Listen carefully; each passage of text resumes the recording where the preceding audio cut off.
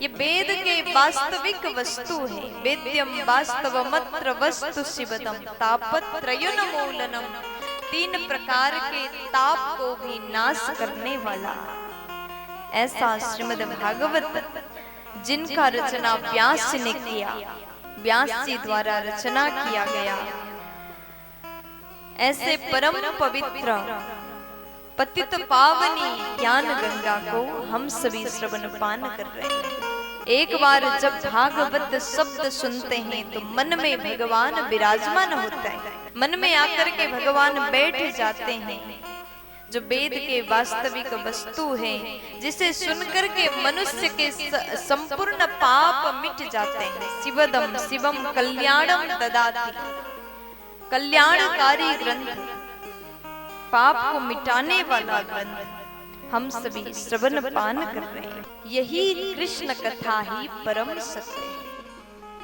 अब किसी ने पूछा ये कथा अगर परम सत्य है तो प्राकट्य कैसे हुआ? तब व्यास जी महाराज कह रहे हैं, निगम कल्पतरोर गलितम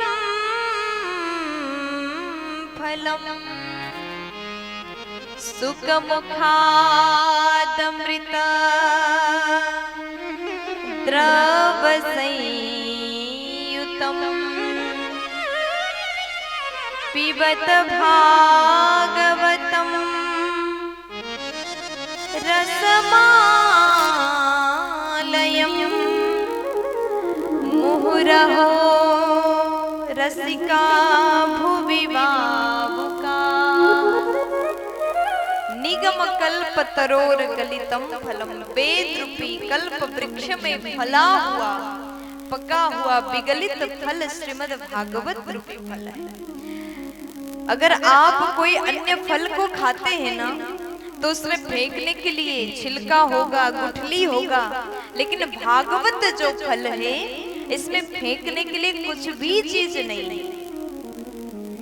ये रस ही रस से पूर्ण फल है। इसे क्या करना चाहिए? तब व्यास जी कहते इसे पान करना चाहिए। पिबत भागवतम रसमालयम, रस से भरा हुआ ग्रंथ है। ये फल को पान करो, बार बार पियो, मुहु मुहु पान करो, जब तक तुम्हारा मोक्ष ना हो जाए तब तक इस फल को पीते जाओ, पीते जाओ। और यही भागवत है जो जीवात्मा को परमात्मा से मिलन कराती। बोलिए भागवत महापुराण की। और जो व्यक्ति कहता है ना ये फल खा करके, इस फल को पान करके हम तृप्त हो गए, जो कथा सुनते सुनते उसे लगता है कि कितना सुने, बहुत जल्दी 3 घंटे बीत जाए, अगर ऐसे सोच मन में आता है तो आपने कथा के रस को समझा ही नहीं। अगर एक बार व्यक्ति इस रस में डूब जाए तो वहां से वापस निकलने का मन नहीं करेगा, क्योंकि ये राम रूपी रस, ये कृष्ण रूपी रस एक बार अगर हमें मिल गया, उस स्वाद को हमने चख लिया तो वहां से बाहर जाने का मन नहीं करता। इसलिए तुलसी बाबा कह रहे हैं, रामचरित जे सुनत अघाई, रामचरित सुनत अघाई, रामचरित जे सुनत अघाई, रामचरित जे सुनत अघाई, रस विशेष जाना तिन नाई, रस विशेष जाना तिन नाई।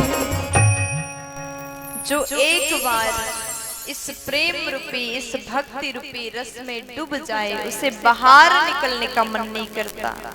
और जो भगवान के महिमा को नहीं समझता वही कथा सुनने को भी उसे मन नहीं करेगा। इसलिए पहले इस रस को, इस प्रेम को समझ लीजिए, तभी कथा सुनने में आनंद आएगा।